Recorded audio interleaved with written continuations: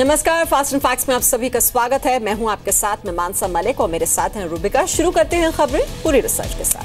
पहले बड़ी खबर दे देते हैं। भुवनेश्वर में केंद्रीय मंत्री राधा मोहन सिंह की गाड़ी पर अंडा फेंका गया है। कांग्रेस कार्यकर्ताओं ने राधा मोहन सिंह की गाड़ी रोकने की कोशिश की। कांग्रेस के कार्यकर्ताओं ने केंद्रीय मंत्री राधा मोहन सिंह के काफिले पर फिर अंडा फेंका। केंद्रीय मंत्री भुवनेश्वर के गेस्ट हाउस में जैसे ही वहां से बाहर निकले, गाड़ी पर अंडा फेंका गया और नारे लगाए गए। कांग्रेस कार्यकर्ता मंदसौर में किसानों की मौत के विरोध में ये प्रदर्शन कर रहे थे, तो कृषि मंत्री राधा मोहन सिंह की कार पर यूथ कांग्रेस कार्यकर्ताओं ने ये अंडा फेंका। उन्हें रोकने की कोशिश की गई और ये सब कुछ हुआ भुवनेश्वर में। मध्य प्रदेश के मुख्यमंत्री शिवराज सिंह चौहान राज्य में शांति बहाली के लिए उपवास पर बैठ गए हैं। शिवराज ने किसानों से बातचीत की अपील की है। वहीं कांग्रेस उपवास के विरोध में सड़क पर उतर गई। मध्य प्रदेश के कृषि मंत्री के एक बयान से किसानों का गुस्सा फिर भड़क सकता है। कृषि मंत्री जीएस बिसेन ने साफ साफ कह दिया है कि किसानों की कर्ज माफी का कोई सवाल ही नहीं उठता है। बिसेन ने दलील दी है कि वो 100 रुपए कर्ज देने पर महज 90 रुपए ही किसान से वापस लेते हैं। ऐसे में किस बात की कर्ज माफी होगी। आज हम ब्याज नहीं बल्कि सामग्री में मूलधन पे 10% कम ले रहे हैं। जब हमने किसान से ब्याज नहीं लिया, हमने किसान के ऊपर ब्याज नहीं लगने दिया, तो किस बात का कर्जा माफ होगा। जबलपुर में युवा कांग्रेस के कार्यकर्ताओं ने सीएम शिवराज सिंह चौहान का पुतला जलाया। इस दौरान पुलिस और प्रदर्शनकारियों के बीच जमकर झड़प हुई। छत्तीसगढ़ के राजनांदगांव में भी कांग्रेस कार्यकर्ताओं ने नेशनल हाईवे 6 को जाम कर दिया। हंगामे को देखते हुए वहां भारी संख्या में पुलिस बल तैनात करना पड़ा। दिल्ली में क्रांतिकारी युवा संगठन के कार्यकर्ताओं ने प्रदर्शन किया। मध्य प्रदेश भवन के बाहर प्रदर्शनकारियों ने सीएम शिवराज सिंह चौहान के खिलाफ नारे लगाए। तमाम लोग यहाँ पर मध्य प्रदेश भवन के बाहर इकट्ठे हुए हैं, लगातार मांग कर रहे हैं कि मध्य प्रदेश के मुख्यमंत्री शिवराज सिंह चौहान माफी मांगे किसानों से। साथ ही साथ इनकी जो नाराजगी है वो केंद्र सरकार से भी है। दिल्ली में 62 किसान संगठनों के प्रतिनिधियों ने बैठक की। बैठक में किसान आंदोलन को और तेज करने के लिए आगे की योजनाओं पर विचार किया गया। मंदसौर में धीरे धीरे हालात सामान्य हो रहे हैं। प्रशासन ने आज कर्फ्यू में 12 घंटे की ढील दी। पुलिस के मुताबिक अब तक 231 एफआईआर दर्ज की गई है और 27 लोगों की गिरफ्तारी हुई है। पुलिस के मुताबिक पूरे आंदोलन में अभी तक 108 पुलिस कर्मियों को चोटें आई हैं। और दिल्ली में किसान संगठनों की बैठक में 16 जून को देश भर के हाईवेज को 3 घंटे तक जैम करने का फैसला किया गया है। उधर मध्य प्रदेश के मुख्यमंत्री शिवराज सिंह चौहान राज्य में शांति बहाली के लिए उपवास पर बैठ गए हैं। शिवराज ने किसानों से बातचीत की अपील की है और उसके विरोध में कांग्रेस जो है वो सड़कों पर उतर आई है। किसानों के उग्र प्रदर्शन के बाद राज्य में बिगड़े हालात को संभालने के लिए सीएम शिवराज भोपाल के दशहरा मैदान में उपवास पर बैठे हैं। उनके साथ ही उनकी पत्नी साधना सिंह, विधानसभा अध्यक्ष सीता शरण शर्मा समेत कैबिनेट के कई सहयोगी मौजूद हैं। शिवराज सिंह चौहान ने कहा है कि वो तब तक उपवास पर रहेंगे जब तक हिंसा शांत नहीं होगी। उन्होंने किसानों से हिंसा रोकने की अपील की। उन्होंने किसानों से उपवास स्थल पर आकर बातचीत करने को भी कहा। सीएम शिवराज ने किसानों से अपील की कि वो बहकावे में न आएं। उन्होंने कहा कि शांति से ही समाधान होगा।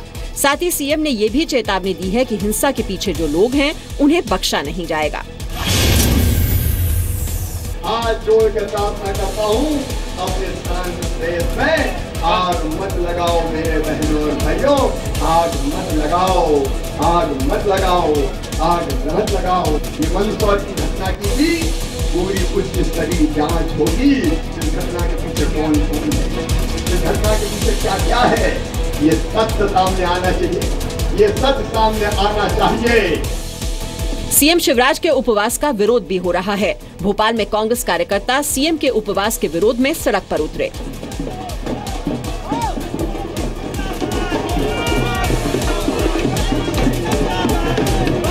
मंदसौर में हिंसा भड़काने के आरोप पर कांग्रेस विधायक जीतू पटवारी ने कहा है कि बीजेपी अपनी विफलता छिपाने के लिए कांग्रेस पर आरोप लगा रही है। जेडीयू नेता शरद यादव ने कहा है कि उपवास की बजाय मुख्यमंत्री को किसानों से बातचीत करनी चाहिए।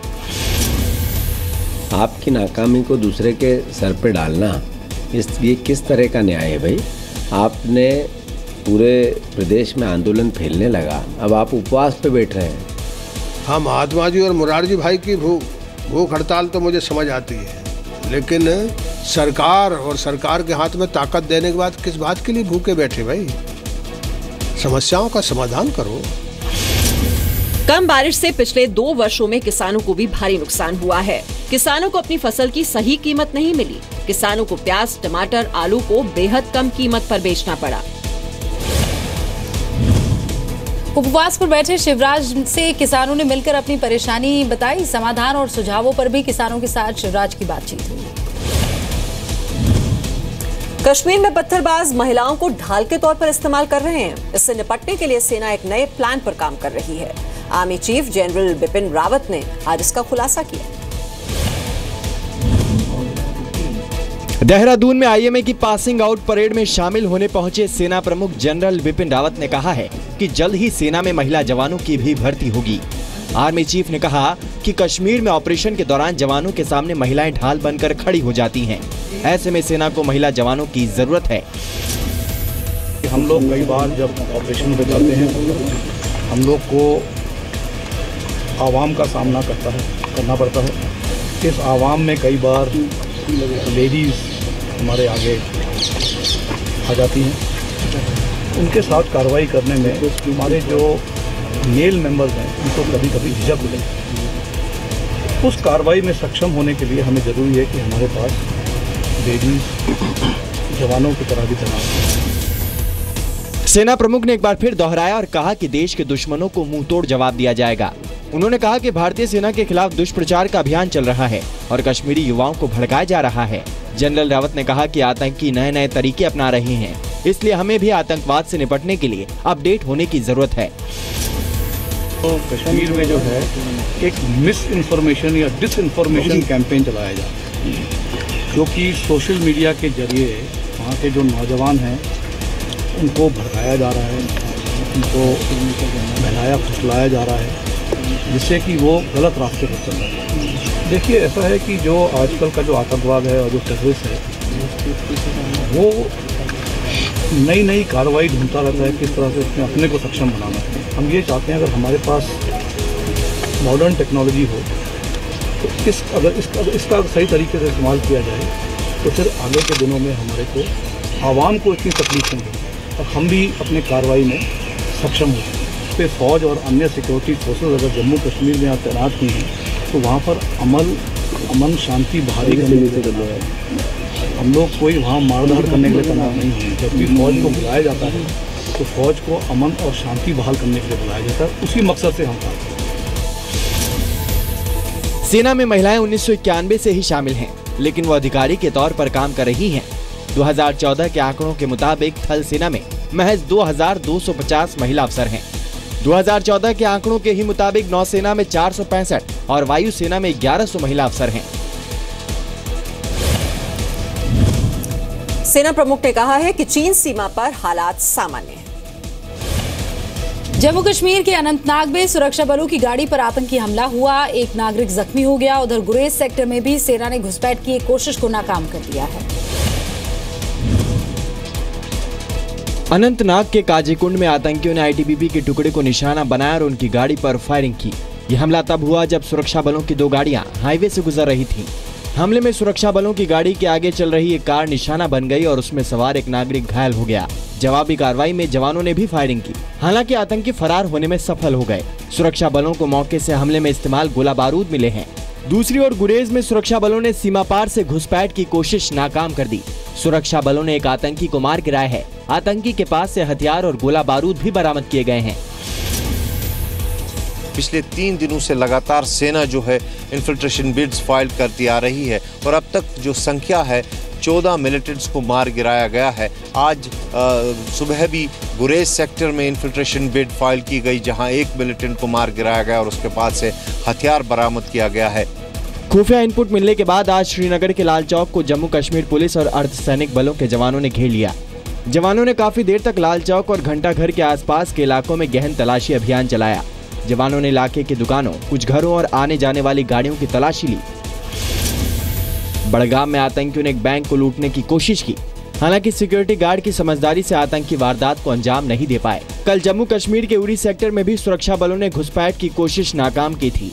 मुठभेड़ के दौरान 6 आतंकी मार गिराए गए थे। उधर जम्मू कश्मीर के पंपोर इलाके में आज सीआरपीएफ ने सर्च ऑपरेशन के दौरान एक जिंदा बॉम्ब को बरामद किया है। अंबाला सेना भर्ती के दौरान बड़ी धांधली का खुलासा हुआ है। यहां नौकरी के लिए 73 युवकों ने फर्जी दस्तावेजों का इस्तेमाल किया था। सेना की तरफ से कार्रवाई करते हुए सभी फर्जी आवेदनों को रद्द कर दिया गया है। 27 युवकों के खिलाफ सेना भर्ती केंद्र ने पुलिस में एफआईआर भी दर्ज करवाई गई है। अंबाला पुलिस बाकी बचे लोगों पर भी एफआईआर दर्ज करने की कार्रवाई कर रही है। 73 केसेस में से हमारे पास अभी तक हमने जो एफआईआर है वो दर्ज हो गए हैं। उसमें टोटल कुल मिला के 27 एफआईआर अभी तक दर्ज हुए हैं। इसमें 4 बच्चे अपनी जाति बदल कर आए हैं और 23 बच्चे कुछ और हैं जिन्होंने डोमिसाइल या अपने जो सर्टिफिकेट्स हैं, जो स्कूल लिविंग सर्टिफिकेट्स या 10वीं के जो सर्टिफिकेट्स हैं, वो उन्होंने गलत बनवा के हमारे पास जमा किए। 22 जून से शुरू हो रही भर्ती प्रक्रिया में पारदर्शिता बढ़ाने के लिए इस बार आधार कार्ड को अनिवार्य कर दिया गया है। इस बार से आधार कार्ड जो है हमने इंट्रोड्यूस कर दिया है। आधार कार्ड आईडी प्रूफ के तौर पे हर कैंडिडेट को दिखाना होगा रैली ग्राउंड में घुसने के लिए और अपने टेस्ट में अपेयर होने से पहले ये आधार कार्ड उसके लिए जरूरी हो। 22 जून से 5 जुलाई तक महर्षि मार्कंडेश्वर विश्वविद्यालय में खुली भर्ती रैली का आयोजन किया जाएगा। सैनिक सामान्य ड्यूटी क्लर्क, स्टोर कीपर तकनीकी, सैनिक तकनीकी, सैनिक ट्रेड्समैन और सैनिक नर्सिंग असिस्टेंट पदों के लिए भर्ती होगी। नर्सिंग असिस्टेंट के पदों के लिए केवल युवक ही आवेदन कर सकते हैं।